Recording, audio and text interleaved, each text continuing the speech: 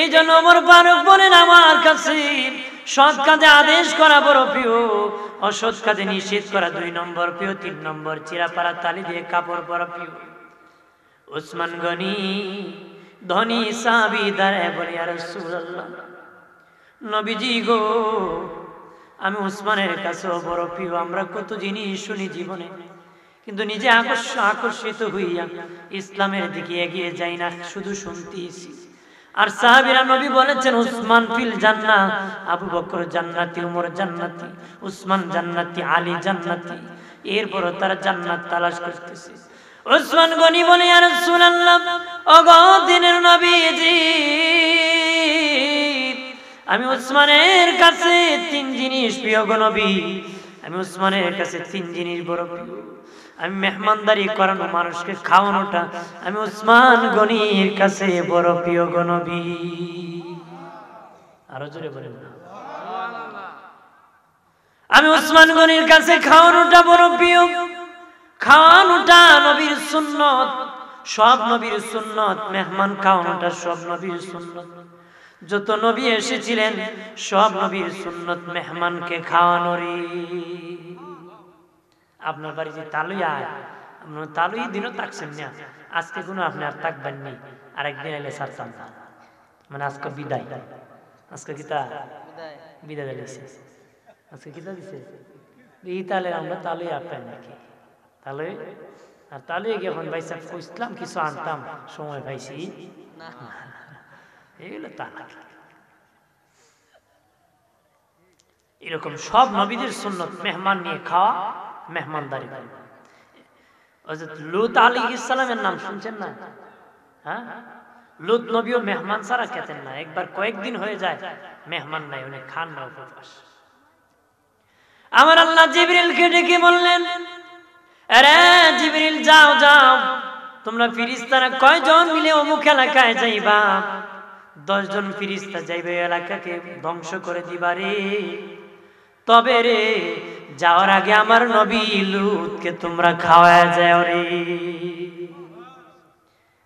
যত নবী এসেছেন সব নবীর বিবি জান্নাতি, তবে 2 জন নবীর বিবির বড় কপাল খারাপ রে। 2 জন নবীর বিবির কপাল বড় খারাপ। একজন হলেন নূহ নবীর বিবি, তার কপাল বড় খারাপ। আর একজন হলেন লূত আলাইহিস সালামের বিবির কপাল বড় খারাপ। নবীর বিবি হইও তারা জান্নাত কামাই করতে পারে নাই, নবী মানে নাই। নবী কি? বন্ধুরে আমার খেয়াল করেন ভালো করে। ওই লূত নবীর কাছে যখন 10 জন ফেরেশতা আসছে, ইসমাইল নামক একজন ফেরেশতা সবচেয়ে বেশি সুন্দর ফেরেশতা ছিল। ওই সময় কওমে লূতদের স্বভাব ছিল লাওয়াত কর্মকাণ্ড করত, পুরুষ যে আকাম কুকাম সেই কাজ করত, এই স্বভাব তাদের ছিল গো। লূত নবীর বিবি তাদেরকে খবর দিল, যায় বলতেছে, গুন্ডারা তোমরা খবর জানোনি? কি খবর? আমার তো স্বামীর কাছে 10 জন জওয়ান যুবক ছেলে আসছে, তোমরা তাড়াতাড়ি যাও। দাওয়াত দিছে, জওয়ান ফুলা নিছে 10 লাখ, তোমরা। গুন্ডা বাহিনী আইছে, আইসা দেখে খুব সুন্দর। তো প্রথম লিটার নেতা আছে, সুন্দরটা পছন্দ করছে, তার কাছে গেছে। যখন এমনি কাছাকাছি চলে গেছে, ফেরেশতা তো আঙ্গুলের ইশারা করছে, হে একবার ডাডা ঠাডা হয়ে গেছে। নারা কি হয়েছে?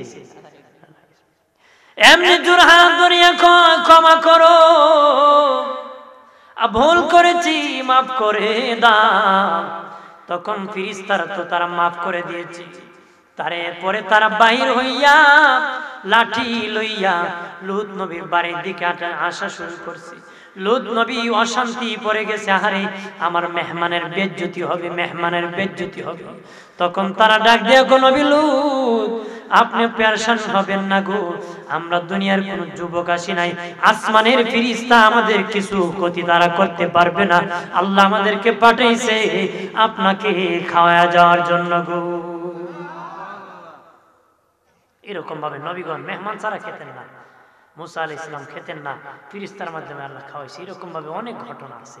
তারা মেহমানের বড় প্রিয় ছিল। বনি সালিমের গোষ্ঠী ছিল, তারা মেহমান প্রিয় ছিল। কিতাবে আসছে তার আগে তো বাড়িঘর বেশি ছিল না, দোকানপাট ছিল না, পাহাড়ি এলাকা ছিল, তারা পাহাড়ে আগুন জ্বালায় রাখতো, মানে শীতের রাত অন্ধকার, মানুষ বাড়িঘর পাবে না, এই জন্য আগুন লাগায় রাখতো যেন মানুষ খুঁজে বাড়িঘর পায়, খাবারের ব্যবস্থা। সুবহানাল্লাহ বলেন। আমরা এখন বেটা সাইড না ফেলে রাখে তিনি মুগার কেউ হইতে পারে কথা হয় না। আর আগের মানুষ বাতি জ্বালায় রাখতো যে মেহমান মুসাফির খাঙ্গাল ফকির আসলে যেন খাওয়াই দেয়। সুবহানাল্লাহ বলেন। বন্ধুরে আমার খেয়াল করেন ভালো করে, ও দুস্থ বুজুর্গরা, মেহমানদারি করানো উসমান গনি বলেন, আমি উসমানের কাছে বড় প্রিয়, উসমানের কাছে বড় প্রিয়, আমি উসমানের কাছে কোরআন তেলাওয়াত প্রিয়, আমি উসমান গনির কাছে কোরআন তেলাওয়াত প্রিয়। জামিউল কোরআন হযরত উসমান গনি জিন্নুরাইন রাদিয়াল্লাহু তাআলা। কোরআন ছিল কাঠের মধ্যে, কোরআন ছিল বাবাজি বাকলের মধ্যে, কোরআন ছিল মাটির মধ্যে অঙ্কন করা ছিল, কোরআন হাড়ের মধ্যে লিখিত ছিল, কোরআন গাছের বাকলের মধ্যে লেখা ছিল। হযরত উসমান গনিজি খেলাফতের দায়িত্ব বসে গেলেন, তখন তিনি কোরআনকে একত্র করলেন। এখন যেভাবে একত্র, এইভাবে কোরআন একত্র ছিল না, একত্র ছিল না, মানে হযরত উমরের যুগ পর্যন্ত একত্র ছিল না। হযরত উসমানের আমলে হযরত উসমান গনি জিন্নুরাইন ওই সময় সবগুলা আয়াত একত্র করছে। সবগুলা কি করছে? আর একত্র করিয়া হযরত উসমান গনি যখন আলিফ লাম থেকে পড়া শুরু করলেন, জালিকাল কিতাবু লা রাইবা ফি, এতটুকু বলে চোখে পানি চেরে চেরে কান্না শুরু করছে। কান্দিয়া বলে, আল্লাহ গো, তুমি বলেছো এই কিতাবের মধ্যে কোনো সন্দেহ নাই। আমি উসমান গনি সব কোরআনকে একত্র, আয়াতগুলো একত্র করেছি। মানুষ যখন কোনো কিছু লেগে মূল কপি দেখে ফটোকপি মোকাবেলা করে যাচাই করে সঠিক আছে, মূল কপি দেখে ফটোকপি ঠিক রাখে। আমার কাছে তো মূল কপি নাই গো মালিক, আমি কেমনে যাচাই করব কোরআনটা সঠিক আমি লিখছি? এমনি আমার আল্লাহ দেখে বললেন, আরে উসমান গনি আকাশের দিকে তাকাও। উসমান গনি আকাশের দিকে তাকাইছে, আর নিচের দিকে তাকাইতেছে, বারবার আকাশের দিকে তাকায়, বারবার নিচের দিকে তাকায়, মুস্কি মুস্কি হাসে। আরো জোরে বলে। সাহাবীরা ডেকে বলল, আগো উসমান গনি ভাই, একটু আগে কান্না শুরু করছেন, এখন কেন মুস্কি মুস্কি হাসতেছেন? উসমান গনি বলেন, আমার তো ভয় হয়েছিল কোরআন আমি ঠিক মতো লিখতে পারছি কিনা, এই জন্য ভয়তে কান্না শুরু করছি। আল্লাহ দেখি আমাকে ইলহাম দিয়েছে, উসমান কান্দিও না, আর লৌহে মাহফুজের সাইনবোর্ডের দিকে তাকাও। আমি যখন লৌহে মাহফুজে তাকাইলাম, আমি লৌহে মাহফুজের মূল কপির মধ্যে আমার এই কোরআনকে আমি যাচাই করে কম্পেয়ার শুরু করলাম, করে দেখলাম আমি উসমান গনি এক সূরার পরে আরেক সূরা যেভাবে সাজাইছি, লৌহে মাহফুজে আমার আল্লাহ সেইভাবে সাজায় রাখছে। আমার দ্বীনের নবী বলেন, বাবা সাহাবীরা রে, আমি রাসূলুল্লাহর কাছে তিন জিনিস বড় প্রিয় রে, তিন জিনিস আমার রাসূলুল্লাহর কাছে বড় প্রিয়। আমি রাসূলুল্লাহর কাছে সুঘ্রাণ, খুশবু, ঘ্রাণ খুব প্রিয়, খুশবু আমার কাছে বড় প্রিয়, যেটা সুঘ্রাণ, যেটা আতর আমরা ব্যবহার করি। নবী বলেন, ঘ্রাণ আমি রাসূলুল্লাহর কাছে বড় প্রিয় রে। ঘ্রাণ কি রাসূলুল্লাহর কাছে প্রিয়।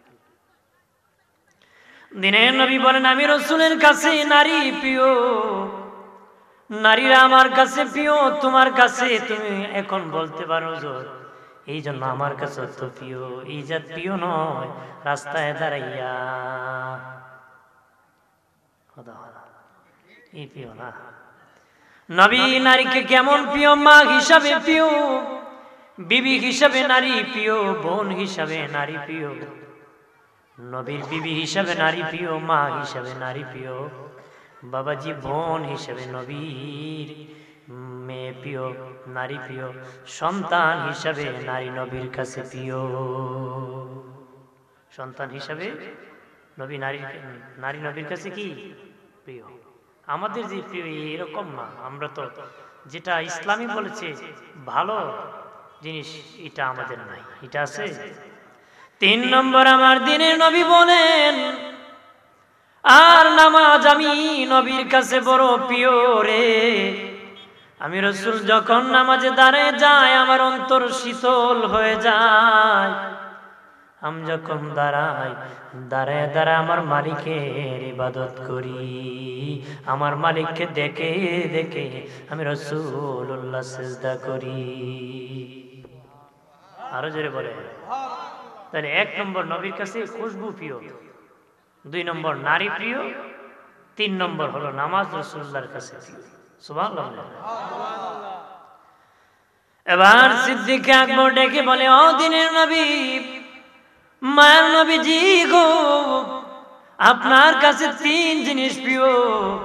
আমি আবু বকরের কাছে গো নবী, 3 জিনিস আমি আবু বকরের কাছে প্রিয় গো নবী। ইয়া রাসূলুল্লাহ, 1 নম্বর প্রিয় হলো আপনার রাসূলুল্লাহর নূরের চেহারার দিকে তাকায় তাকাটা আমি সিদ্দিকে আকবরের বড় প্রিয় গো নবী। নবীর নূরের চেহারার দিকে তাকায় তাকাটা আমি আবু বকরের বড় প্রিয়। সুবহানাল্লাহ। আরো জোরে বলে সুবহানাল্লাহ। দিনের নবীর চেহারা কত সুন্দর, আবু বকর বলে নূরের চেহারার দিকে তাকায় তাকা আমি আবু বকরের বড় প্রিয় গো নবী। আর নবীর চেহারা কত সুন্দর, নবীর চেহারা দেখে কাফের আসছে, দেখে মুসলমান হয়ে গেছে। কাবা ঘরে নবী কোরআন তেলাওয়াত করতেছেন, কাবার সামনে নবীর নূরের চেহারার আলোতে কাবা ঘর আলোকিত হয়ে গেছে। মা আয়েশা সিদ্দিকা বলেন, আমার স্বামী যখন হুজরা আসতো তখন ঘরের বাতিটা নিভাইয়া দিতাম। মানুষের স্বামী আসলে বিবিরা ঘরের বাতি জ্বালায়া দেয়, ঘর আলোকিত করে। আর আমি আয়েশা উল্টা ছিলাম, আমার হাবিব রহমতের নবী আমার স্বামী যখন আমার হুজরা আসতো আমি আয়েশা বাতি নিভাইয়া দিতাম। নবীর নূরের চেহারাতে আমি আয়েশার ঘর আলোকিত হয়ে যেত রে। এরপরে বলেন, আমার নবী যখন বেহেশতি হাসি হাসতেন দাঁতগুলা মুক্তার দানার মতন বের হয়ে যেত, আর মুখ থেকে এত আলো বের হতো শাম দেশের প্রাসাদগুলা পর্যন্ত আলোকিত হয়ে যেত। আরো জোরে কও। হযরত আনাস রাদিয়াল্লাহু তাআলা আনহু দিনের নবীকে দাওয়াত করে আনাসের বাড়িতে নিয়েছেন। আনাসের মা একবার পূর্ণিমার চাঁদের দিকে তাকায়, আরেকবার নবীর নূরের চেহারার দিকে তাকায়। একবার পূর্ণিমার চাঁদের দিকে তাকায়, আর একবার দিনের নবী নূরের চেহারার দিকে তাকায়। আনাস ডেকে বলে, মা একবার পূর্ণিমার চাঁদের দিকে তাকাও, আরেকবার নবীর চেহারার দিকে তাকায়, এরকম বারবার কেন তাকাইতেছো? আনাসের মা ডেকে বলে, রে বাবা আনাস, আমি বারবার পূর্ণিমার চাঁদের দিকে তাকাইছি, নবীর নূরের চেহারার দিকে তাকাইছি রে। পূর্ণিমার চাঁদের মধ্যে কলঙ্কের দাগ আছে, আল্লাহর হাবিবের চেহারার মধ্যে কোনো কলঙ্কের দাগ নাই। আরো জোরে বলে। পূর্ণিমার চাঁদের মধ্যে কলঙ্কের দাগ আছে, আমার দিনের নবীর চেহারার মধ্যে কলঙ্কের দাগ নাই। আমার নবীর চেয়ে সুন্দর কোন পুরুষ, সুন্দর কোন নবী আল্লাহ পৃথিবীতে পাঠান নাই। জিবরিল নবীকে ডেকে বলে, ইয়া রাসূলুল্লাহ, নবী আল্লাহ যখন আমাকে সৃষ্টি করেছে আমি তামাম পৃথিবী তামাম সৃষ্টি ঘুরেছি, সব নবীর দরবারে গিয়েছি গো নবী, তবে আপনার মতন কোন সুন্দর নবী আমি দেখি নাই। আরো জোরে বলে। আল্লাহ বলেন, জিবরিল তুমি আমার হাবিবের কি প্রশংসা করবা, আমি আল্লাহর মুখ থেকে জবান থেকে কুদরতি জবান থেকে আমার হাবিবের প্রশংসা তুমি শুনে নাও। তুমি দেখো নাই, আমি আল্লাহ নিজে বলতেছি আমার হাবিবের চেয়ে সুন্দর করে পৃথিবীতে কোনো নবী রাসূল কোনো মানুষ বানাই নাই, আমি বানাই নাই, আর দেখবা করতে। সুবহানাল্লাহ। আর জোরে বলে। আবু বকর সিদ্দিক বলে, ইয়া রাসূলুল্লাহ, ও দিনের নবী আপনার নূরের চেহারার দিকে তাকাটা আমি আবু বকরের কাছে বড় প্রিয়। ও মুমিন, আবু বকরের কাছে নবীর চেহারা দেখা প্রিয়। এখন তো নবীর চেহারা দেখতে পারবেন না, আপনি কিভাবে প্রিয় হবেন? হক্কানি আলেম উলামার চেহারার দিকে তাকাইলে বাবা, এটাকে যদি প্রিয় বানাইতে পারেন, আমার নবীর সাথে তোমার দেখা হয়ে যাবে। একজন আলেমের চেহারা দিয়ে তোমার ভালো আলেম, তাদের চেহারার দিকে তাকাও, তার সাথে ভালোবাসা, তার সাথে হাসর হবে, ওই আলেমী নবীর সাথে হাসর হবে, তার সাথে তোমার হাসর।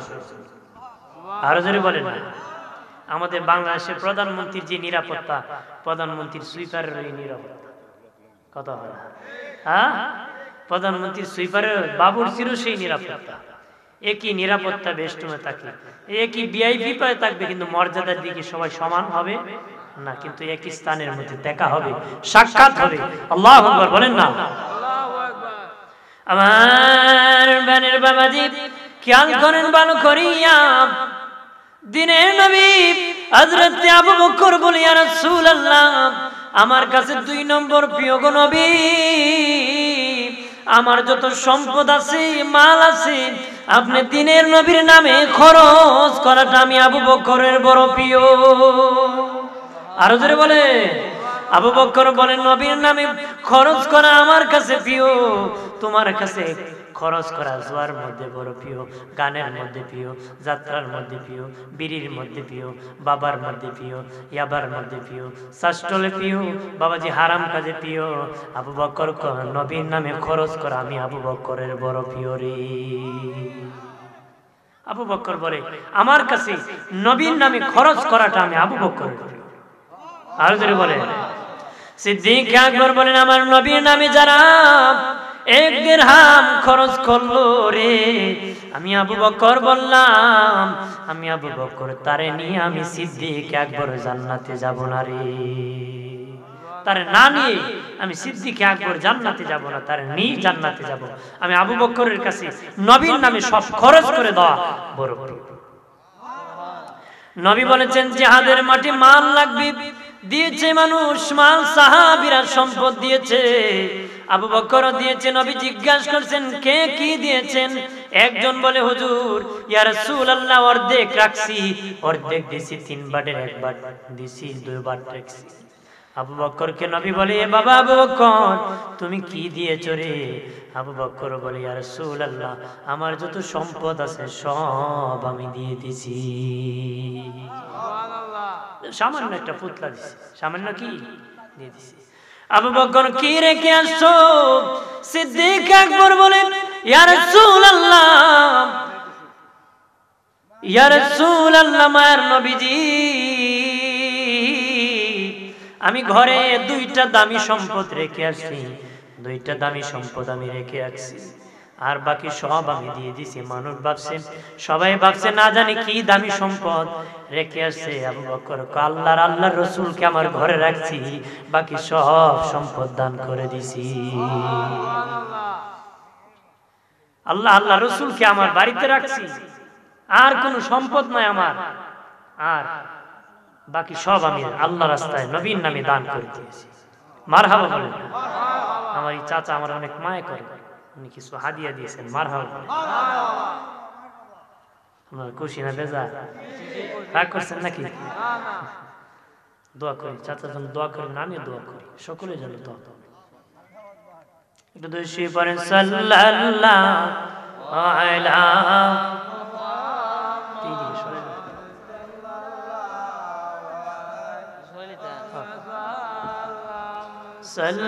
সাল্লাল্লাহু আলা সাল্লাল্লাহু আলাইহি ওয়াসাল্লাম। আমলনামায়ে দুরূদ শরীফ বেশি যায়, হাসরের দিন সুপারিশ আগে তার। সাল্লাল্লাহু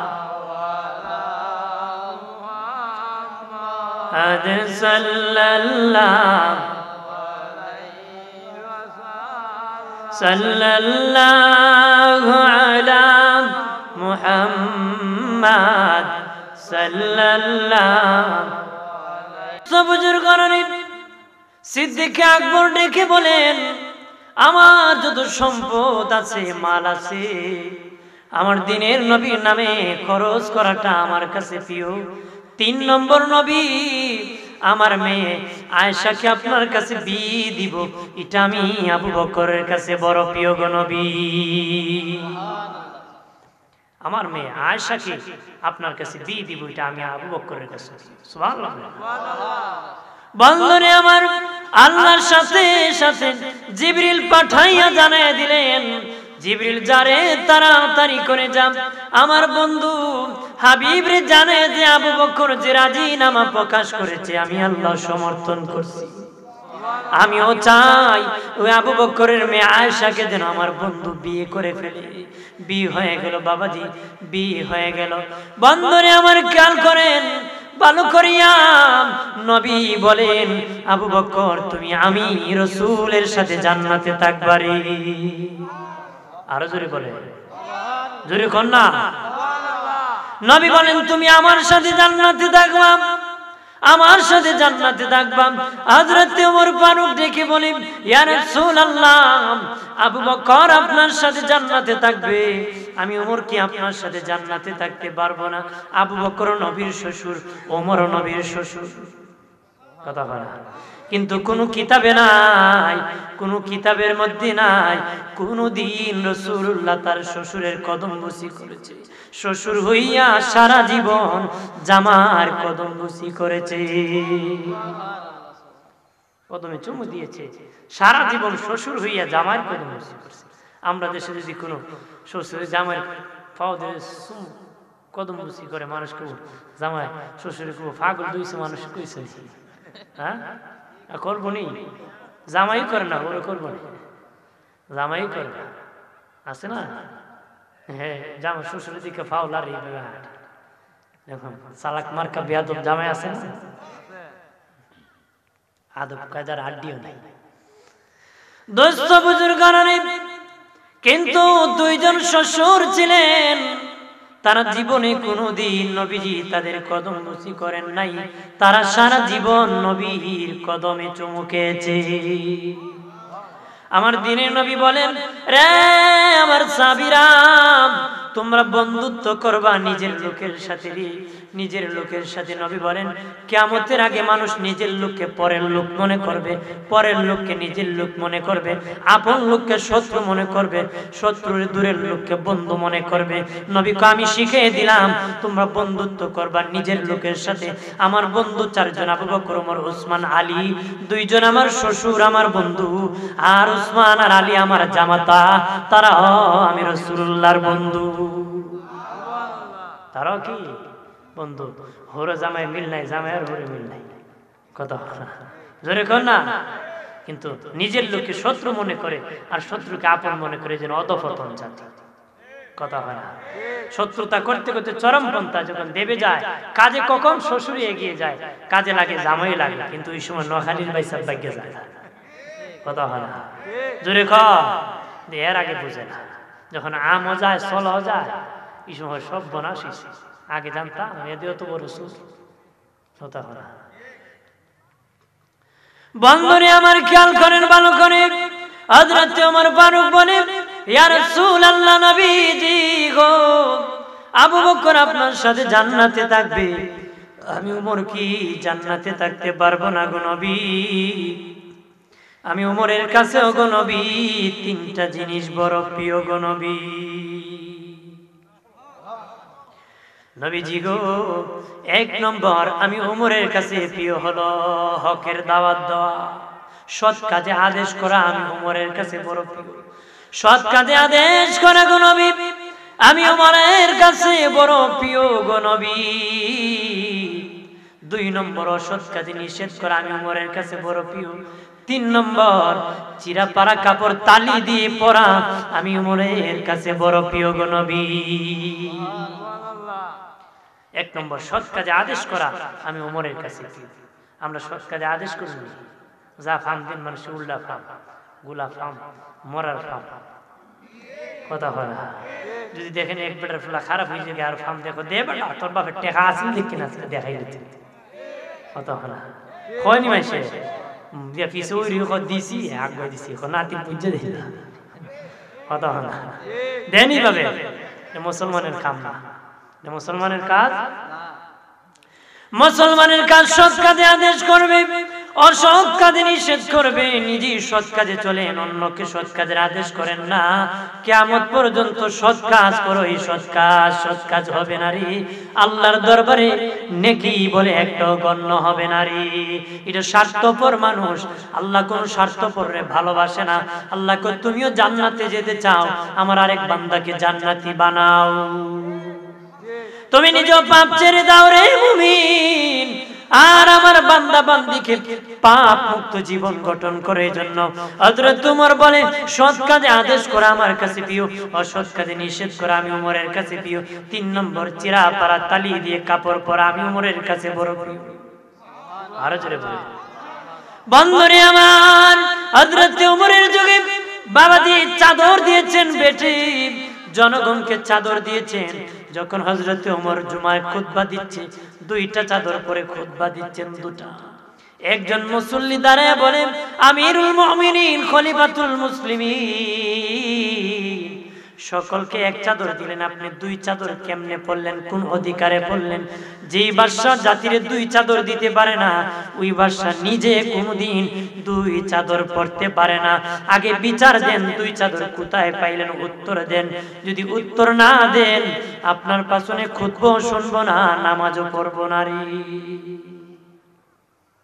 আপনার খুতবা শুনবো না নামাজও আমরা দেশ উমরা সুমরারে যদি হইতো কি হইল না হইল তো এর বাপ এর ফাওয়ারটা কোথায় ধরে ঠ্যাংটা কথা ফরাই দিলেন না ভালো করে কিন্তু অর্ধেক পৃথিবীর শাসন করতাম অর্ধেক পৃথিবী শাসন করেছেন তারপর বলেন না তোমার এত বড় সাহস কিভাবে হলো রোম দেশে খ্রিস্টান বাদশা লোক পাঠাইছে যে উনি অর্ধেক পৃথিবী শাসন করে উনি কি পরিবেশে তাকে একের মধ্যে ঘুমায় কি খায় তোমরা খবর নাও তার প্রতিনিধি আসিয়া বলে তোমাদের বাদশা কোথায় সাহাবীরা বললেন আমাদের আমির বাদশা শুনেছিলাম ওনার উট হারিয়ে গেছে উনি উট খুঁজতে মরুভূমিতে গিয়েছে রে খ্রিস্টান বাদশার বাহিনী কয় এটা আবার কেমন বাদশা যে উট খুঁজতে গেছে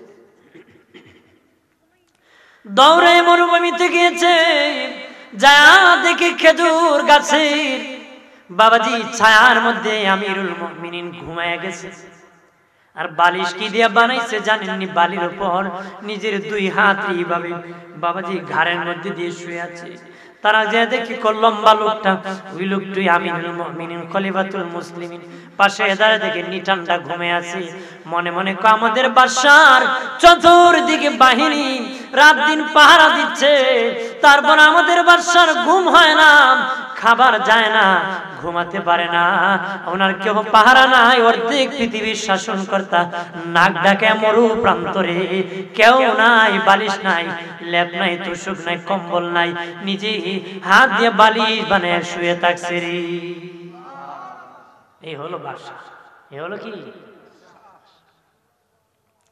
বন্ধুরে আমার খেয়াল করেন হযরত ওমর বলেন হে মুসল্লি ভাই তুমি আমার কাছে বলেছো সকলকে আমি একটা করে চাদর দিয়েছি আমি ওমর দুটা চাদর কিভাবে পেয়েছি অবশ্যই উত্তর দিতে হবে যে বাদশা এক চাদর দিয়েছি বাদশা দুই চাদর নিতে পারে না তবে রে আমি উত্তর দিব না আমার উত্তরটা আমার ছেলে আব্দুল্লাহ ইবনে ওমর তোমার উত্তরটা দিয়ে দিবে বাবা আব্দুল্লাহ ইবনে ওমর তুমি দিয়ে দাও আব্দুল্লাহ ইবনে ওমর মসজিদ নববীর মধ্যে দাঁড়ায় বলে ও মুসল্লিগণ তাকায় দেখো আমার গায়ের মধ্যে কোনো চাদর নাই রে একটা চাদর সকলকে দিয়েছে কিন্তু আমি আব্দুল্লাহর গায়ে চাদর নাই আমার বাবা একটা চাদর পেয়েছে আমি আব্দুল্লাহকে একটা চাদর দিয়েছি কিন্তু আমার বাবা খতিবের দায়িত্ব পালন করেন এক চাদর দিয়ে বাবার এক অংশ ডাকলে এক অংশ ডাকা হয় না উপরের অংশ ডাকলে নিচের অংশ হয় না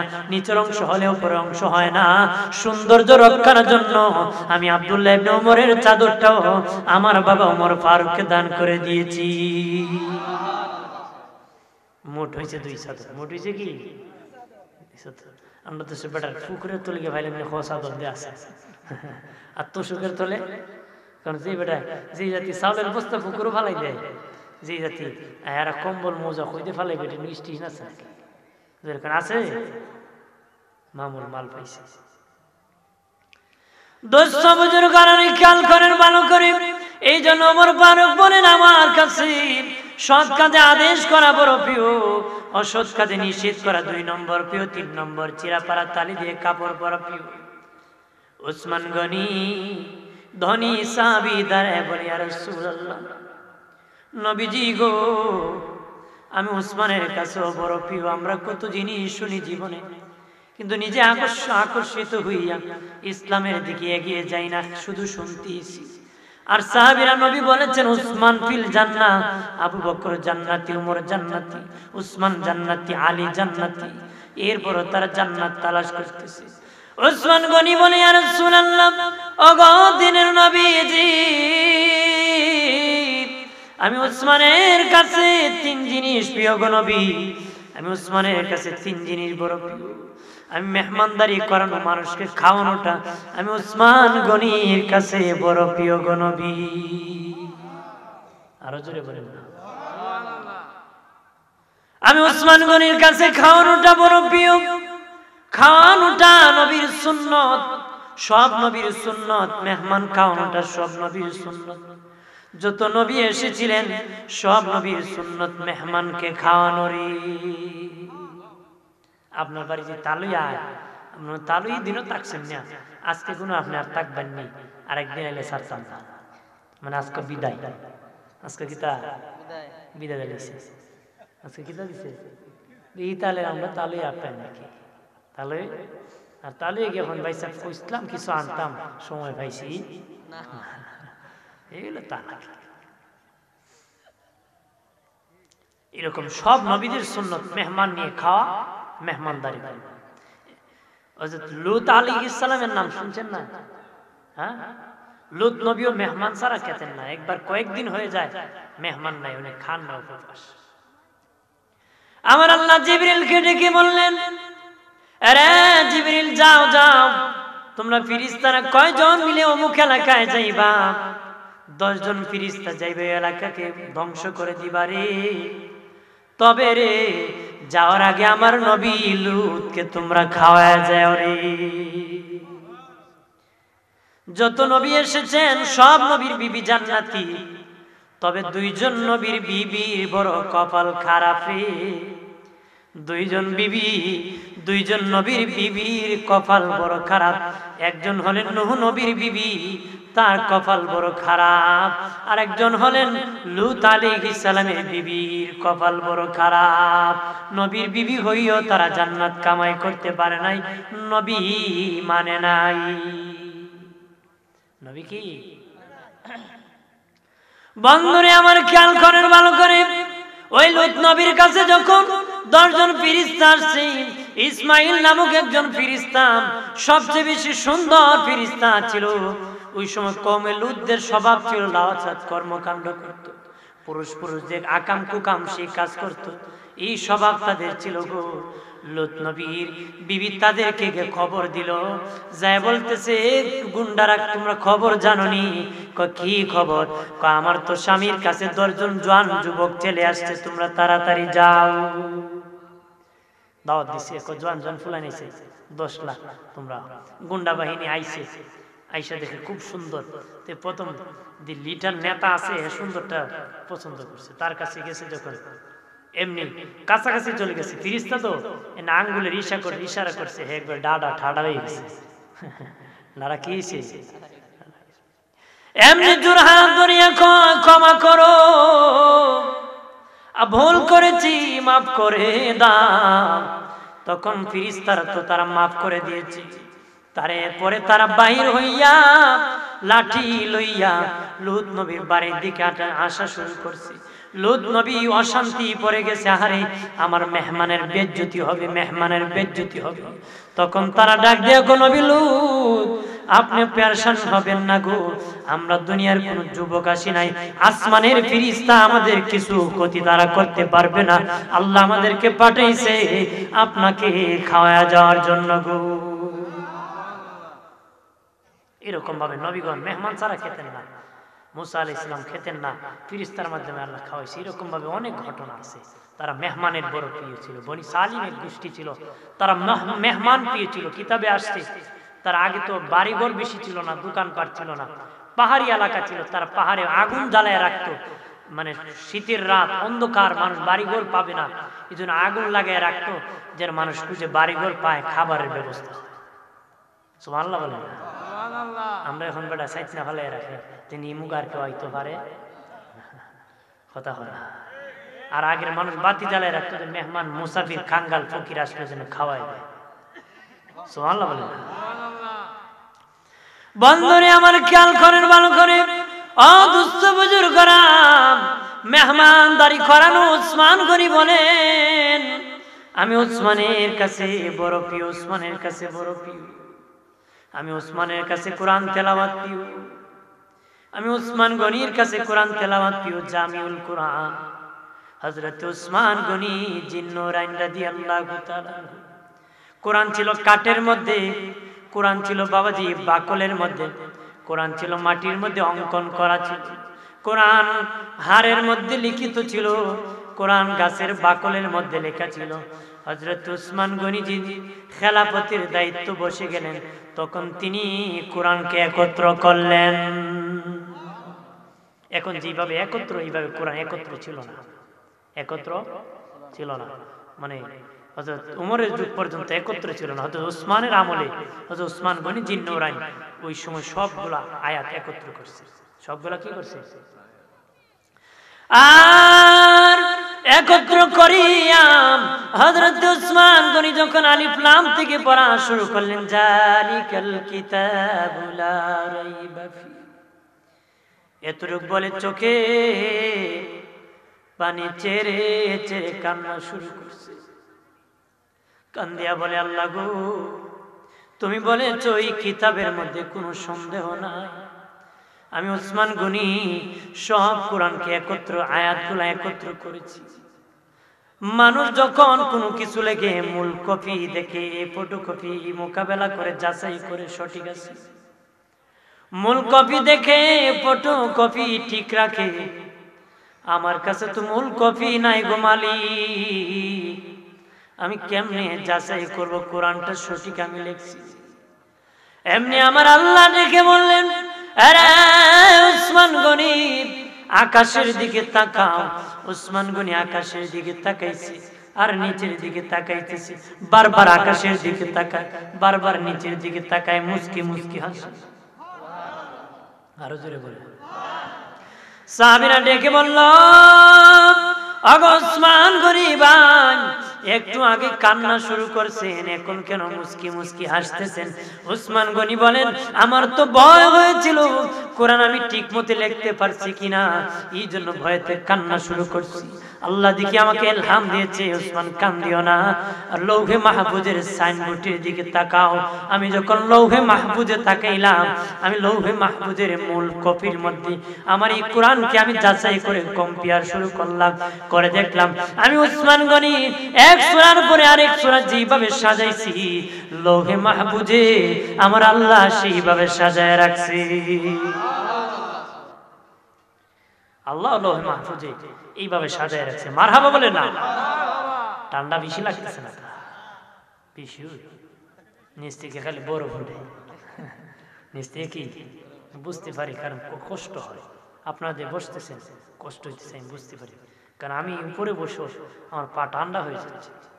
আপনার নিচে বসতেন কষ্ট, একটু ধৈর্য ধরে, ইনশাল্লাহ বেশি দেরি হবে না, আমার প্রধান অতিথি এসে যাবেন, লম্বা করবো না বেশি, ইনশাল্লাহ উনি আপনাদেরকে আরো আলোচনা করবেন। আমি আরো কিছুক্ষণ বলবো, তারপরে আর কিছুক্ষণ কইতাম নেই, কইলাই নাকি তাহলে?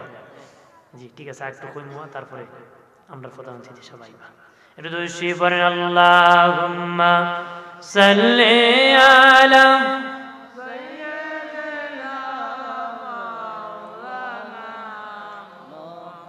ওয়া আলা আলি সাইয়্যিদিনা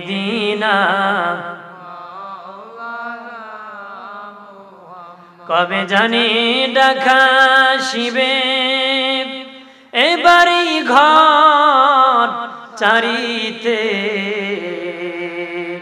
গায়ের পোশাক কুলে কুলে সাদা কাফন পরিতে আল্লাহুম্মা সাল্লি আলা মারহাবা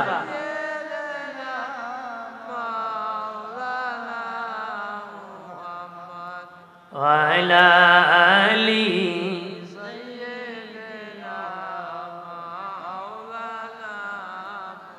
আমার বানের বাবাজি ওসমান গনির কাছে কোরআন তেলাওয়াত করা বড় পছন্দ।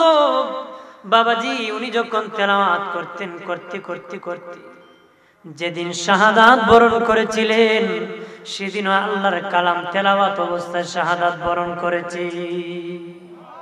সুবহানাল্লাহ বলেন না? আর যারা শহীদ হয়েছে কারো কাপড় সাক্ষী দিবে, কারো বাবাজি জামা সাক্ষী দিবে, কারো তরবারি সাক্ষী দিবে। আর ওসমান গনির সাক্ষী কি হবে শাহাদাতের জানেননি? আল্লাহর কালাম সাক্ষী হবে।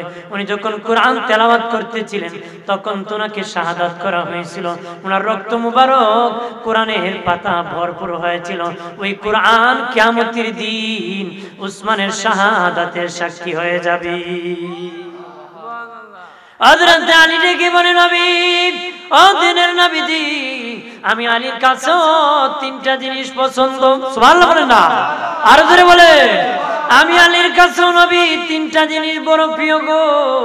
এক নম্বর প্রিয় হলো মেহমানের খেদমত করা। মেহমানের খেদমত করা আমি আলীর কাছে নবী বড় প্রিয়। আমি আলীর কাছে গো নবী মেহমানের খেদমত করা বড় প্রিয় নবী। আর আমি আলীর কাছে ঠান্ডার দিনে ঠান্ডা পানি দিয়ে ওযু করে নামাজ পড়া আমি আলীর কাছে প্রিয়। ঠান্ডা দিনে ঠান্ডা পানি দিয়া ওযু করে নামাজ পড়ে আমি আলীর কাছে প্রিয়। 3 নম্বর রোজা রেখে জিহাদের ময়দানে যুদ্ধ করা আমি আলীর কাছে বড় প্রিয়। 3 জিনিস বড় প্রিয়। 1 নম্বর মেহমানের সেবা করা প্রিয়। 2 নম্বর ঠান্ডা পানি দিয়া ঠান্ডার সময় ওযু করা আমি আলীর কাছে প্রিয়। 3 নম্বর বাবাজি জিহাদের ময়দানে রোজা রাখিয়া যুদ্ধ করা আমি আলীর কাছে বড় প্রিয়। নবী কয়, বাবা আলী রে, আমি কথা দিলাম তুমি আমার সাথে জান্নাতে থাকবে। আরো জোরে বলে। মসজিদ নববীতে উস্কোস কুস্কো চুল নিয়ে একজন সাহাবী দাঁড়ায় বলে, নবী, আল্লাহর নবী গো, কার যদি খিদা লাগে, খাবার খাইলে খিদা মিটে যায়, পানি খাইলে তৃষ্ণা মিটে যায়, কারো দেখতে গেলে তৃপ্তি মিটে যায়। আপনি নূরের নবীর নূরের চেহারা দেখার জন্য যখন আমার ইচ্ছা হয়, আপনি রাসূলুল্লাহর দরবারে আসলে নূরের চেহারা দেখলে আমার তৃপ্তি মিটে যায় গো নবী। ও নবী, আমি জানি না আপনি কোন সময় ইন্তেকাল করেন, আমি কোন সময় ইন্তেকাল করি। দুনিয়ায় তো দেখতে ইচ্ছা হলে আপনাকে দেখি, আমার তৃপ্তি মিটে যায়। যখন দেখি আমার খিদা নিবারণ হয়ে যায়। নবী এমন নবী যে নবীর দরবারে আসলে খিদা নিবারণ হতো। আবু বকর নবীর হুজরা হাঁটতেছি, নবী বলে, বাবা আবু বকর কিছু চাও নাকি? আবু বকর বলে, না কিছু না নবী। দিনের নবী বলেন, আবু বকর, আমি বুঝতে পেরেছি তোমার খিদা লাগছে, এই জন্য আবু বকর খিদা ছিল ঠিক, কিন্তু আপনার চেহারার দিকে যখন তাকাইছি আমার খিদা নিবারণ হয়ে গেছে। আর জোরে বলে। হযরত আলী একদিন আসছে, নবী বলেন, বাবা আলী, কি রে, কেন ঘোরাঘুরি করতেছো ঠান্ডা রাত্রিতে? ইয়া রাসূলুল্লাহ, কিছু না গো নবী। নবী বুঝতে পেরেছি তোমার খিদা লাগছে, আমার মা মনে উপবাস। আলী রে, যা সামনে যা দেখ, একটা খেজুর গাছ আছে, ওই খেজুর গাছকে বলেছি, আমি নবী বলেছি তোকে খেজুর দেওয়ার জন্য। আলী বলে, খেজুর গাছের কাছে গেলাম, যেদিকে কোনো খেজুর নাই, খেজুরের টাইমও না। জোরে হয়। হযরত আলী রাদিয়াল্লাহু তাআলা আনহু বলেন, খেজুর গাছে তাকে বললাম, রে খেজুর গাছ, আমার নবী বলেছে আমাকে তুমি খেজুর দেওয়ার জন্য রে। আলী বলেন, বলতে দেরি হইল, গাছ থেকে পাকা পাকা খেজুর পড়তে দেরি হয় নাই, দেরি হয় না নবী। এত বরকত, এত বরকত, এত বরকত।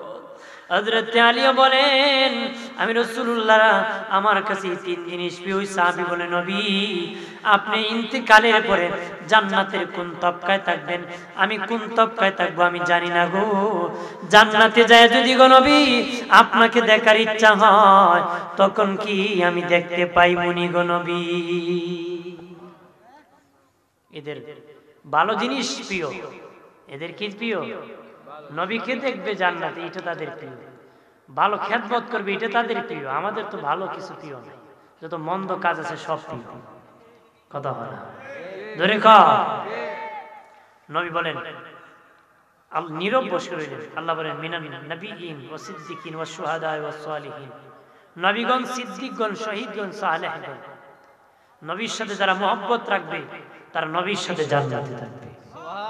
নবী বলেন বাবা আমি যে তবকায় থাকবো তুমি আমারে ভালোবাসতে থাকলে তুমি আমার সাথে এই তবকায় থাকবে। আরো জোরে বলে আমার প্রাণের বাবাজি, শেষ কথা আমি বলতেছি প্রাণের বাবাজি, শেষ কথা বলতেছি। ঠিক আছে ঠিক আছে, ভালো জিনিস। খুব ঠান্ডা উঠতেছে, মানুষ ভিজে যাচ্ছে, একটু বনটা দিয়ে দেন, একটু জিকির করেন আল্লাহ আল্লাহ আল্লাহ, একটু বন দেন আল্লাহ আল্লাহ, প্রচুর ঠান্ডা। আল্লাহ আল্লাহ আল্লাহ আল্লাহ আল্লাহ আল্লাহ আল্লাহ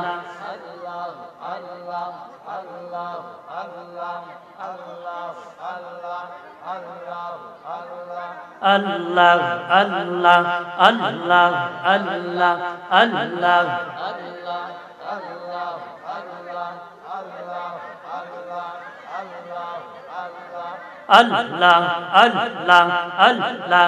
আল্লাহ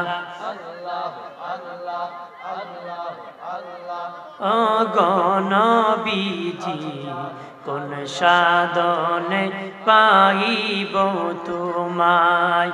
আল্লাহ আল্লাহ আল্লাহ আল্লাহ আল্লাহ আল্লাহ, সকলে জিকির করেন না আল্লাহ আল্লাহ। গোলামের দেখা দিবাইনি আয় গো নবীজি, গোলামের দেখা দিবাইনি। আল্লাহ আল্লাহ আল্লাহ আল্লাহ আল্লাহ আল্লাহ আল্লাহ। নবীরা কালিয়ার বেশে মাখাদি যার দেশে, বন জঙ্গলায় ছাগল চরাইতেন আয় গো নবীজি, কোন সাধনে পাইব তোমায়? আল্লাহ আল্লাহ আল্লাহ আল্লাহ আল্লাহ আল্লাহ আল্লাহ আল্লাহ আল্লাহ আল্লাহ আল্লাহ। লা ইলাহা ইল্লাল্লাহু মুহাম্মাদুর রাসূলুল্লাহ। আমরা বলি মারহাবা। আমাদের সকলের সুপরিচিত মুখ হযরত মাওলানা আল্লাহ মাওলানা কাজী আব্দুল কাইয়ুম সিদ্দিকী সাহেব আমাদের মঞ্চে এসে গেছেন। মারহাবা বলে, আরো জোরে বলে হাজির। এই জন্য ভালো জিনিস যেন আমাদের প্রিয় হয়, এটা আমার বলার উদ্দেশ্য ছিল। সাহাবীদের কিভাবে ভালো জিনিস তাদের প্রিয় বানাইছে, এই যে নবীর প্রিয় পাত্র তারা হয়ে গেছে। আমরা যেন জীবনে ভালো জিনিসকে প্রিয় বানাই, তাহলে আমরা নবীর প্রিয় উম্মত হয়ে যাব। কথা বলেন না? আমরা যেন খারাপ জিনিস, যে জিনিস প্রিয় বানালে নবী বেজার হয় সেই জিনিস যেন প্রিয় না। রাজি আছে? জোরে কোন রাজি আছে? সুদ খেলে নবী খুশি হয় না বেজার? জোরে কোন না? ঘুষ খেলে নবী খুশি হয় না বেজার হয়? সুদ কম না বেশি? জোরে কোন। সুদের বাজার বেড়ে গেছে রে বাবাজি, সুদ বেড়ে গেছে, গ্রামগঞ্জে আরো বেশি বেড়ে গেছে। সুদের কারবার বেড়ে গেছে, এটা এখন ইন্টারেস্ট নামে বেটা ব্যাংকও রাখছে। আমার তো ইন্টারেস্ট আছে, কিতা হয় জানি এটা ইন্টারেস্ট। সুদ না বেড়ে বেটা উড়ে উড়ে খায়। মুনাফা না, এরকম স্বভাব হয়ে গেছে। কথা বলেন ঠিক কিনা? জোরে বলে। সুদ খাবেন না বাবাজি, সুদ খেলে আমার দ্বীনের নবী তোমাকে মহব্বত করবে না রে, নবী তোমাকে ভালোবাসবে না। নবী যেটা নিষেধ করেছেন এটা পালন যদি নিষেধ মেনে নাও, নবীর প্রিয় পাত্র হতে পারবারি, প্রিয় পাত্র হতে পারবা। ঘুষ ছেড়ে দিতে হবে, সুদ ছেড়ে দিতে হবে।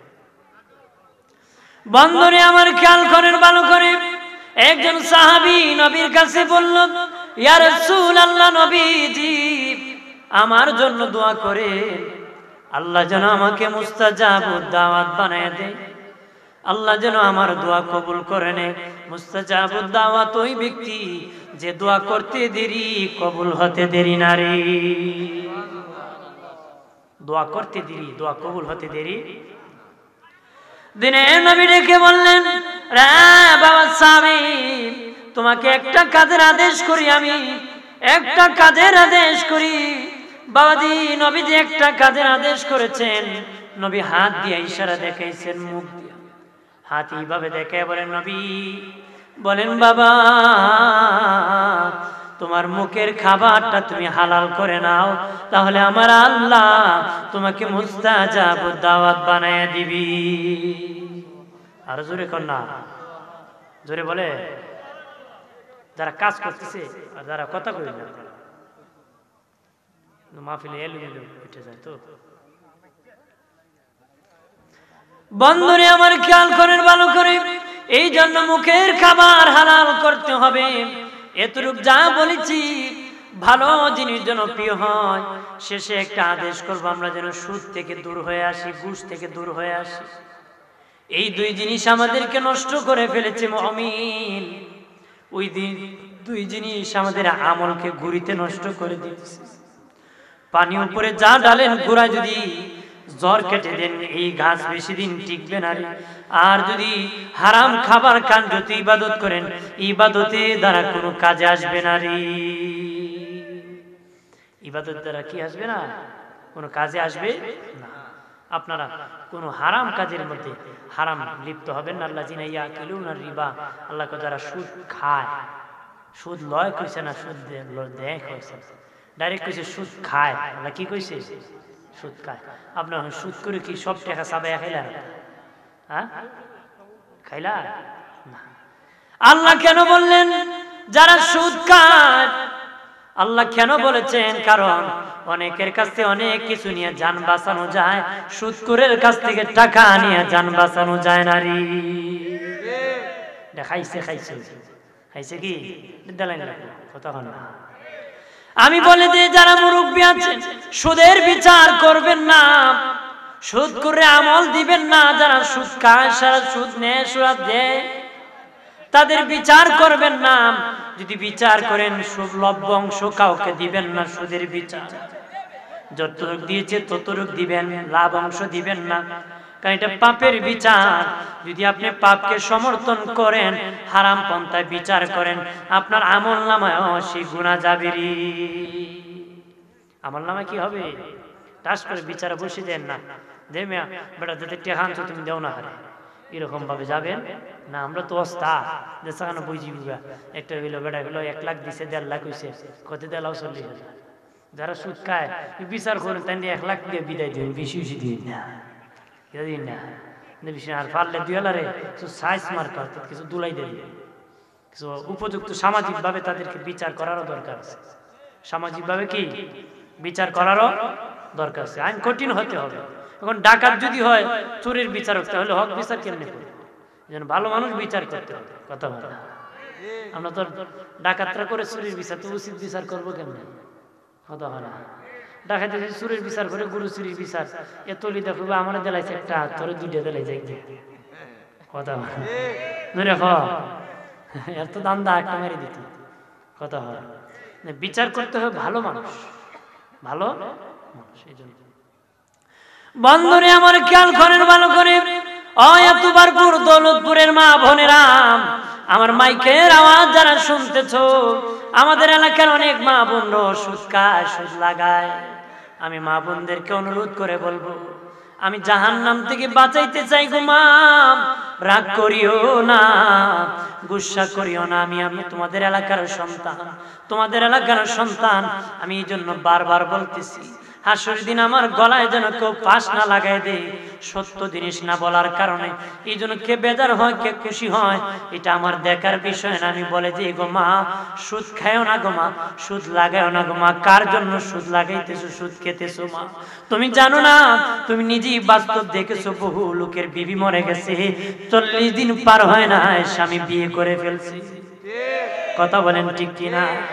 আর বহু লোকের বিবি রাখিয়া আরো ডাবল বিয়া করছে, করতে করতে কত বিয়া করছে গো মা।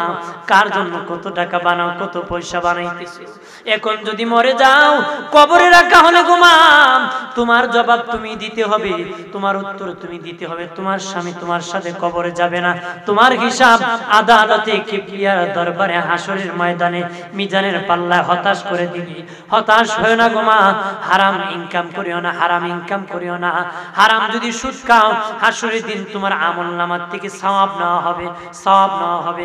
তাসবিহ পড়েছো, যাকাত দিয়েছো, ফিতরা দিয়েছো, ইবাদত করেছো, নামাজ পড়েছো, এই যে সুদ খেয়েছো, সুদের বিনিময়ে, পয়সার বিনিময়ে 3 পয়সা যদি কারো কাছ থেকে খেয়ে থাকো রে, আমলনামার থেকে 700 রাকাত নামাজ কেটে দিতে হবে, 700 রাকাত নামাজ কেটে দিতে হবে। এবার কে কয় দিন 700 রাকাত নামাজ হিসাব করে বলতে পারবে আমি পড়ে ফেলছি 3 দিন, 7 দিন, 5 দিন? বলতে পারবা? কিন্তু হাসরের ময়দানে 3 পয়সার বিনিময় 700 রাকাত নামাজ আমলনামার থেকে না হবে গো বাবাজি। নবী বললেন বাবা সাহাবীরা, হাসরের ময়দানে ক্ষতিগ্রস্ত কে হবে?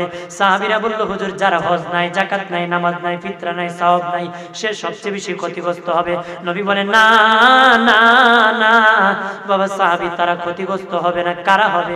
নবী বললেন রে বাবা সাহাবীরা, যাদের আমলনামায় হজের সওয়াব আছে, যাকাতের সওয়াব আছে, ফিতরার সওয়াব আছে, নামাজের সওয়াব আছে, রোজার সওয়াব আছে, কিন্তু মানুষের পাওনা দিত না, মানুষের মাল খাইতো, মানুষের হক নষ্ট করত, এইরকম ভাবে মানুষের কাছে মাল শোষণ করত, ওরা হাসরের ময়দানে বেশি ক্ষতিগ্রস্ত হবে, বেশি ক্ষতিগ্রস্ত হবে।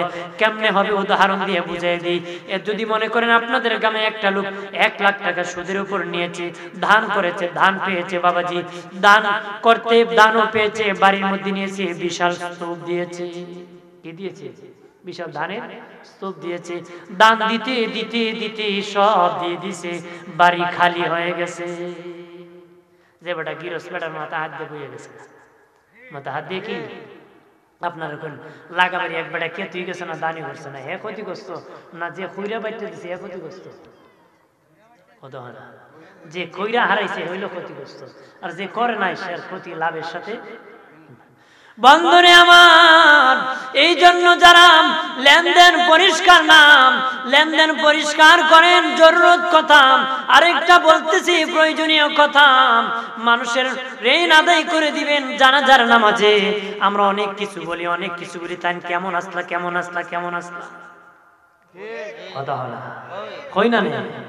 কিন্তু বাবাজি সবচেয়ে গুরুত্বপূর্ণ দরকার ছিল কে তার কাছে পাওনা আছে, পাওনা আদায় করা। আমার দিনের নবী কোন জানাজার মধ্যে যখন যেতেন তখন জিজ্ঞেস করতেন জানাজা পড়ানোর আগে কেউ পাওনাদার আছেন? কেউ যদি দাঁড়ায় যেত, নবী বলতেন তোমরা যারা ওয়ারিসদার, যারা তোমরা রক্ত সম্পর্ক, তার সন্তান যারা আছো, তোমরা তার ঋণ পরিশোধ করো রে। আর ঋণ পরিশোধ করার যদি কেউ তার ওয়ারিসদার না থাকতো, আমার নবী নিজে যারা পাইতো তাদেরকে বলতেন আমি তার ঋণের বোঝা নিজের মাথায় নিলাম, আমি আদায় করে দিব। তারপরে আমার নবী জানাজার নামাজ পড়াতেন। নবী এটি শিক্ষা দিয়েছেন, মানুষের পাওনা যদি আদায় না করো, 1 লক্ষ মানুষ নামাজ পড়লে তোমার লাভ হবে না রে। ঋণ দিতে মনে করো না, যদি একবারে দান নিছিল কি 10,000 টাকা এক মেম্বার সাহেব কইছে রবিবারে ব্যাংক থেকে উঠাই দেয়, কেতি উঠে ব্যাংক থেকে, তো কত রবিবার যায় টাকা তো আর দেয় না, তুমি বেড়া দেখলি ভাগ্যে যায়। একদিন বাজারে ভাই তুমি আমার টাকা দিতা না, আর জীবনও কইতাম না, একদিন দিও না। কোন দিন ভাই সাহেব? কিয়ামতের দিন দিস, এইবেলা মুসকে হাসি দেখো ভাই সাহেব, কত মানুষের কাছে ঋণ আনছে, 6 মাসের বেশি টাইম কেউ দিছে না। আপনি খুব ভালো মানুষ, যে লম্বা টাইম দিচ্ছেন, আমার আরো 10,000 দিয়ে আরো খাওয়া যায়, আসলে মাঠও দিতাম, অত লম্বা টাইম তো কেউ দিছে না। আপনারই পাইলাম ভাই সাহেব, আপনি দিয়ে এর কি আল্লাহর ভয় আছে নাকি? যেরকম আছে আল্লাহ রসুলের কোনো ভয় নাই, তার দিনের ভয় নাই, থাকলে ভয় করতো মালিক কিয়ামতের দিন কিভাবে আমি আদায় করব। তুমি কি মনে করেছো কিয়ামতের দিন এই সম্পদ তুমি সাথে নিয়ে কবরে যাবে? আল্লাহ বলবেন সার ঋণ আদায় কর। সে বলবে মালিক আমি তো সম্পদ যা ছিল আমার সন্তানরে দিয়ে আসছি, আমার বিবিরে দিয়ে আসছি, আমার ওয়ারিসদারে দিয়ে আসছি, আমি কিছু কবরে নিয়ে আসি নাই, হাসরে উঠি নাই। আল্লাহ বলবেন বান্দা বান্দি হাসরের ময়দানে টাকা দিয়া লেন পরিশোধ হবে না রে, নেকি দিয়ে আদায় করতে হবে রে। কে কত নেকি করছেন এবার বুঝুন ভালো করে, ভালো করে নেকি করা লাগবে না। খালি নেকি হলেই তো না, মানুষের পাওনা আদায় করা লাগবে। আমরা তো নয়া দোকান যে দিয়ে দোকানে মাসে বলেছিলেন ধরে কথা হয় না, খালি যায় নয়া বাতি লিফাইলি তো কথা হয় না। যেদিনের বাতি আর টেয়া গায়ে বাকি দেখা মামু বাকি দেখা কথা হয় না, জোরে খ আর ই গাইন্দা জানা হ্যাঁ বইয়া বইয়া খান আর কি তখন এই প্রতিদান আগে কোনা কোনো বন্দিতে পুরো ক্ষেত্রে আইলিতে লঙ্গি খান তুলে যায় গান গাইতে কথা হয় না। খেড়া খারে দিত বাকি বাড়ি চালান দেওয়ার ভাই না কথা হয় না। এই জন্য সুদের কারবার বাড়ছে, লেনদেন কমে গেছে। ধার মানুষ কেউ কেউ দেয় না, অথচ দানের চেয়ে ধারের সব বেশি। কেউ যদি কাউকে 5,000 টাকা দান করে, যে সব হইব 5,000 টাকা করে যদি কর্জা দেন, যেটা আমরা ধার দিই 18 গুণ সব বেশি। সুবহানাল্লাহ বলতেন না? কেউ যদি কাউকে 5,000 টাকা দান করে দেন, দান মানে আর পাবেন না, ধার মানে আবার ফেরত পাবেন। নবী বলেন দানের তুলনায় ধারের সব 18 গুণ আরো বেশি সব হবে রে। কেন হবে জানেননি রে? কোন কারণে হবে জানেননি? যারা 5,000 দান করেছেন ওর হয়তো আরো 5,000 তার কাছে আছে, তার দরকার না হতে পারে। যে ব্যক্তি ধার নিতে আসছে, বিপদে পড়ে আসছে, হয়তো সে নিজে অসুস্থ, নতুবা তার বিবি অসুস্থ, নতুবা তার মা অসুস্থ, নতুবা তার মেয়ের বিয়ে আছে, এইরকম কঠিন বিপদে পড়িয়া তোমার কাছে হাত পাচ্ছে ধার নেওয়ার জন্য। নবী বলেন আমার উম্মতের বিপদের সময় তোমরা যখন উপকার করবা ধার দিয়া, দানের চেয়ে 18 গুণ সওয়াব আমলনামায় বেশি হবে। কিন্তু দিত দেন বেড়া তো আর তো গায়ে ভাই তো না এলে দেয় না, যেন সুদের কারবার বাড়ছে। আমরা উভয় আমানতদার হইলেই দেশে ইনসাফ হতো, সব ঠিক থাকতো, সওয়াব থাকতো। কিন্তু আজকে উভয় চুর বাটপার হওয়ার কারণে চুরির কারবার বাড়ছে, হারাম কাম বাড়ছে, মানে সুদের কারবার বাড়ছে। কথা হয় না বন্ধুরে আমার? সুদের দ্বারা ধনী ধনী হয়, গরিব গরিব হয়। ধনী শুধু ধনী হয়, গরিব শুধু গরিব হয় রে। ধনী শুধু ধনী হয় কেমনে হয় জানেননি? আগের বছর গরিব সুদের উপর 10,000 নিল, তার মানে 10,000 টাকার গরিব সে ঋণগ্রস্ত 10,000 টাকা। আর ধনী যিনি আগের বছর 10,000 টাকার মালিক, তিনি 10,000 টাকার ধনী, গরিব 10,000 টাকার গরিব, ধনী 10,000 টাকার ধনী। পরের বছর ধনী 15,000 টাকা পাবে, আর 5,000 যোগ করে পরের বছর ধনী 15,000 টাকার ধনী, গরিব 15,000 টাকার গরিব। তার মানে আগের বছরের তুলনায় গরিব পরের বছর আরো গরিব হইছে, ধনী আরো ধনী হইছে। কথা হয়? সুদের দ্বারা ধনী ধনী হয়, গরিব গরিব হয়। এই জন্য সুদ খাওয়া হারাম হারাম হারাম। কথা বলেন ঠিক কিনা? আর ব্যবসার দ্বারা ধনীর উপকার হয়, গরিবের উপকার হয়। কেমনে জানুনি বাবাজি?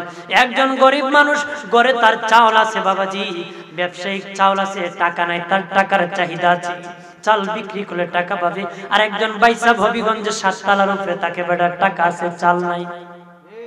কতক্ষণ ঠিক কিনা? বাজারে গিয়ে টাকা দিয়ে চাল নিবে, তার তৃপ্তি মিটে যাবে। তুমি চাল বিক্রি করে টাকা পাবা, তোমার তৃপ্তি মিটে যাবে। ব্যবসার দ্বারা উভয়ের লাভ হয়। সুদের দ্বারা ধনী ধনী হয়, গরিব গরিব হয়। এই জন্য ইসলাম সুদকে হারাম করে দিয়েছে। সুদকে কি করেছে? হারাম করে দিয়েছে। বন্ধুরে আমার, এই জন্য ধার দিবেন, কর্জা দিবেন, আর যারা কর্জা নিবেন আপনারা সময় মতো ফেরত দিবেন। সময় মতো ফেরত দিবেন, যারা ধার দিবেন লাগামহীন দিবেন না, যে দিমুনে একদিন এরকম না। দিনের নবী বলেন লেনদেন যখন করবা মনে করবা তোমার পরিচিত না অপরিচিত ব্যক্তি, কাগজ কলমে লিখবা, সাক্ষী রাখবা, তার বিনিময়ে লেনদেন করবা। লেনদেন যিনি লিখবে আল্লাহ নিজে কো লেখনেওয়ালা, দেখিস বেশি আবার লেখিস না রে। সুবহানাল্লাহ। আমরা দেশে যারা লেখে এরা আবার বেশিও লেখে কমও লেখে। কতক্ষণ জায়গা বিক্রি করছে 10 শতক, লেখিয়া দিছে 15 শতক, বিক্রি করছে 8 শতক, বাবাজি লেখে নিছে 6 শতক। এইরকম ভাবে খেয়ানতদার। আল্লাহ বলেন এই আমার বান্দা লেখনেওয়ালা, তোর লেখার ক্ষমতা আমি আল্লাহ দিয়েছি, তুই ইনসাফ করবি, বেশি লেখিস না কম লেখিস না, যা আছে তা লিখবি, ইনসাফের লেখা লিখবি, ইনসাফের লেখা লিখবি, ইনসাফের লেখা। বেশি লিখবা না কম লিখবা না, যতটুক লিখবা রে মুমিন ততটুক লিখবা। আল্লাহর নবী বলেন যখন লেনদেন করবা তখন তাকে চিনো না অপরিচিত মনে করে সাক্ষী রাখবা, আর ডেট নির্ধারণ করবা, যাতে আজকে হলো জানুয়ারির 22 তারিখ, তুমি ফেব্রুয়ারির 22 তারিখ আমাকে টাকাটা দিয়ে দিবা, এইরকম ডেট নির্ধারণ করে টাকা দিবা। অত 6 মাস পরে হতে পারে, 1 বছর পরে হতে পারে, আপনার দুই পক্ষের সমন্বয় ডেট নির্ধারণ করবেন। কি করবে? আমরা হতে দেশ নিয়ে একদিন সাক্ষীও নাই লেখাও নাই, পরে এবার গিয়েছি মামলার কেসে ধরতে শেষ। ইসলাম পালন করে না কারণে আজকে আমাদের ক্ষতিগ্রস্ত। কতক্ষণ বন্ধুরে আমার, দিনের নবী বলেন সময় মতো ওই মাসের পরের মাসে ঋণ আদায় করে দিবা। যে ঋণ নিয়েছে নবী বলেন তুমি যদি পরের মাসে টাকা না দিতে পারো, যার কাছ থেকে নিয়েছো তার আগে তার সাথে সাক্ষাৎ করো। তার আগে তার সাথে কি সাক্ষাৎ করো। যার কাছ থেকে ধার নিছো, যার কাছ থেকে ধার নিছো তার সাথে সাক্ষাৎ করো। তার কাছে যেয়ে বলো ভাই আমি তোমার কাছ থেকে ধার নিয়েছিলাম, এই মাসের 22 তারিখ দিব, কিন্তু ভাই রে আমি তো এখনো টাকাটা জোগাড় করতে পারতেছি না, আর একটা মাস যদি সময় বাড়ায় দিতাম পরের মাসে আমি ঋণ আদায় করে দিতাম। পরের মাসে কি ঋণ আদায় করে দিতাম। আল্লাহ নবী বলেন কোন গরিব মানুষ যদি অসহায় হইয়া তোমার কাছে সময় নিতে আসে, তুমি সময় দিয়ে দিও। ওই সময় দাও ওয়াজিব, মাফ করে দেওয়া সুন্নাত। সময় দেওয়া কি ওয়াজিব, মাফ করে দেওয়া সুন্নাত। মাফ করে দেওয়া সুন্নাত, সময় দেওয়া জীবনভর স্মরণ রাখবেন। 3 জায়গায় ও সুন্নতে ওয়াজিবের চেয়ে সুন্নতের সওয়াব বেশি গো বাবাজি। 3 জায়গায় ওয়াজিবের চেয়ে সুন্নতের সওয়াব বেশি। 1 নম্বর ওয়াক্তের আগে ওযু করা সুন্নত, ওয়াক্ত হওয়ার পরে ওযু করা ওয়াজিব। ওয়াক্ত হওয়ার আগে যিনি ওযু করেছে ওনার আমলনামায় সওয়াব বেশি হইছে। সুবহানাল্লাহ। আর 2 নম্বর সালাম দেওয়া সুন্নত, জবাব দেওয়া ওয়াজিব। এখানের মধ্যে যিনি সালাম দিবে উনি সুন্নত আদায় করেছে, ওইখানে সুন্নতে সওয়াব বেশি, জবাবে ওয়াজিব এখানে জবাব যিনি দিবে তিনার সওয়াব কম। 3 জায়গায় সুন্নতের সওয়াব বেশি, ওয়াজিবের কম। 3 নম্বর যাকে ধার দিয়েছো, ঋণ দিয়েছো, সে যদি সময় চায় তাকে মাফ করে দেওয়া সুন্নত, সময় দেওয়া ওয়াজিব। এইখানেও মাফ করে দিলে সওয়াব বেশি হবে। আরো জোরে বলেন না। আমরা যেন সুদের কারবার থেকে বাহির হয়ে মানুষকে ধার দিতে শিখি, দান করতে শিখি। রাজি আছি তো? যদি বলেন রাজি আছি। সুদের কারবার নিরসন করবেন, সামাজিকভাবে ভালো মানুষ সবাই ঐক্য হবেন এবং খারাপ কাজ এই সমাজ থেকে দূর করবেন। একজন মানুষ এক চেষ্টা করে সমাজকে ভালো বানানো কঠিন। সবাই মিলেমিশে যখন ভালো সমাজ প্রচার করবে তখন সমাজকে ভালো করতে হবে। আমার মারহাবা, আমার আরেক চাচা দিচ্ছে মারহাবা, আরো জোরে বলে একটু দোষী পড়েন আল্লাহুম্মা সাল্লি আলা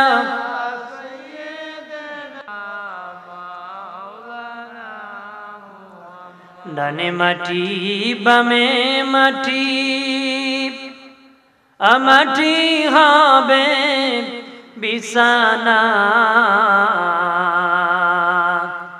উপরেতে বাঁশের ছানি, হাওয়া বাতাস লাগবে না। আল্লাহুম্মা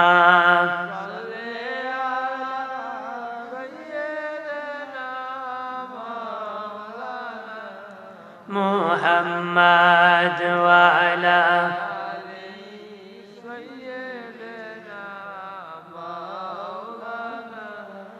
আমার প্রাণের দুস্থ বুজুর্গণ, এই জন্য ভালো জিনিস আমরা ভালোবাসবো, প্রিয় মনে করব, ভালো জিনিসকে আমরা প্রিয় বানাবো, মন্দ জিনিসকে আমরা ঘৃণা করব। বাবাজি, কুকুর যখন মরে যায়, দুর্গন্ধ যখন বের হয়, আমরা ঘৃণা করিনি? করিনি? আবার যখন কোনো বাড়িতে যাচ্ছি, সুঘ্রাণ যখন বের হয়, তখন নাক দিয়া টানে। তার মানে এটা তার প্রিয় মনে করছে, ওটাকে যে খারাপ মনে করছে। জীবনে যত গুনার কাজ আছে সবটাকে তুমি বর্জন করো, যত নেক কাজ আছে সবটাকে জীবনে বাস্তবায়ন করো রে। গুনার কাজকে মানে ঘৃণা করো, ভালো কাজকে ভালোবাসো। রাজি আছেন তো? মানুষের জীবনের 10টা কুস্বভাব থাকতে পারে। কয়টা কুস্বভাব? এটা কুস্বভাবের আগাছা। কি কয়? এটা আগাছা। জমিনে যখন দান করা হয়, আমার শেষ কথা, জমিনে যখন দান করা হয়, দান খেতে আগাছা হয় না? যেরকম হয়নি। এখন যে বেটা দানও চিনে না, আগাছাও চিনে না, এবারে যদি দান ছিঁড়ে লাই, আপনি এখন জ্যৈষ্ঠ মাস বৈশাখ মাসে দান পাইব, যেরকম দান পাইব, গোড়ার ডিম পাইব, দান পাইতো না। কিন্তু দানও চিনতে হবে, আগাছাও চিনতে হবে। এই জন্য আগাছা ছিঁড়বেন, দান তত মজবুত হবে, তত বড় হবে, ফসল ভালো হবে। কথা হয় না? আপনারা আমার সবার কলবে কুস্বভাব আছে, আপনি সুস্বভাব চিনতে হবে, কুস্বভাব চিনতে হবে, আর কুস্বভাব গুলো টানিয়া পুরাটা ফেলে দিতে হবে। কুস্বভাব পুরাটা কি? আগাছা যেমন পুরাটা গোড়ার থেকে উঠায় ফেলে দিতে হয়, ঠিক আমাদের যে আগাছা আছে পুরাটা ফেলে দিতে হবে, আর পুরাটা নেক দিয়া ভালো কাজ দিয়ে ভরপুর করতে হবে। কথা হয় না? ভরতে হবে কিনা? কে কত ভালো নিজেরই নিজে জিগাইলি অন্তরে কয়ে দিব, আমি করতাম বালা। আমি না জানতে পারি আপনি করতাম বালা, আমি করতাম বালা। আপনার অন্তরে জিগান বলে আমি করতাম বালা, আপনার অন্তর উত্তর দিবে আপনি ভালো না মন্দ। কথা বলেন ঠিক কিনা? আপনার অন্তর যদি বলে না মিথ্যা বলছ না, আপনার অন্তর যদি সাক্ষী দেয়, কানার মনে মনে জানা আছে না? যেরকম জানা আছে না, সবার জানা আছে। এই জন্য আমার অন্তরকে আমি জিজ্ঞেস করে আমি ভালো না মন্দ, আমি ভালো দিকে এগিয়ে যাব। বা আমি যদি কোনো মালিকের ব্যবসার মধ্যে ব্যবসা করি, কি করি? ব্যবসা করি, বিকালবেলা হিসাব দেওয়া লাগবে না? তো হিসাব দিলে আর্থিক বাজার গোছানি লাগবে, গোছানি লাগবে না? গোছানি লাগবে নি? গোছানি লাগবে, নাহলে বিকালবেলা চাকরি যাইব। ঠিক হাসরের ময়দানে সবটার হিসাব দিতে হবে। এই জন্য এখন থেকে বাজার গোছাতে হবে। কথা এই জন্য কয়, কি করো রে ভব বাজারে, হিসাব চলছে মোর তোমারি দ্বারে, যোগবি করো না মন থাকতে বাজারের দিন। আল্লাহুম্মা সাল্লি ওয়া সাল্লিম, আল্লাহুম্মা সাল্লি ওয়া সাল্লিম ওয়া আলিহি ওয়া আসহাবিহি ওয়া মাহু আজমাইন, আল্লাহুম্মা সাল্লি ওয়া সাল্লিম। এই জন্য বাজারের হিসাব মিলাতে হবে, আমিও মিলাতে হবে, আপনিও মিলাতে হবে। শেষ কথা আমি একটা বলবো, সুদ খাবেন না, ঘুষ খাবেন না, মিথ্যা বলবেন না, মিথ্যা মামলা দিবেন না। আমি একটা অনুরোধ করব, আমরা খুব মিথ্যা মামলার এক্সপার্ট মানুষ। কথা হয় না? উকিল সাহেব যারা আছে এরকম মিশা লেখার রয়েছে, যদি আধা পৃষ্ঠা সত্য 34 পৃষ্ঠা মিশা কেন লেখে? সত্য লেখলে বেটা পরের দিনই মামলা শেষ। 36 বছর ঘুরে হয় বছর, আর তাদের কটা সির বাইন্ডার কোনো হিসাব নাই যে নিগানকে মরিন না, যাতে কি মরবেন না। মিথ্যা মামলা করবেন না, আল্লাহর আদালতে জবাব দিতে হবে। আমরা মিথ্যা মামলা বেশি, এরকম মিথ্যা মামলা যাবেন না। আমি জানি আমার জায়গার কয় শতাংশ, জানি কেন জোর করি, আমি জানি আমি সত্য না মিথ্যা। যদি দেশে ইনসাফ থাকতো মিথ্যাবাদী আদালতে দাঁড়াতো না। কথা হয় না? যদি দেশে ইনসাফ থাকতো মিথ্যাবাদী আদালতে মামলায় যেত না। হযরত আবু বকরের শাসনামলে হযরত উমর রাদিয়াল্লাহু তাআলা বিচারক ছিলেন। 2 বছর হয়েছে একটা বিচার হয়েছে, কয়টা হয়েছে? একটাও না।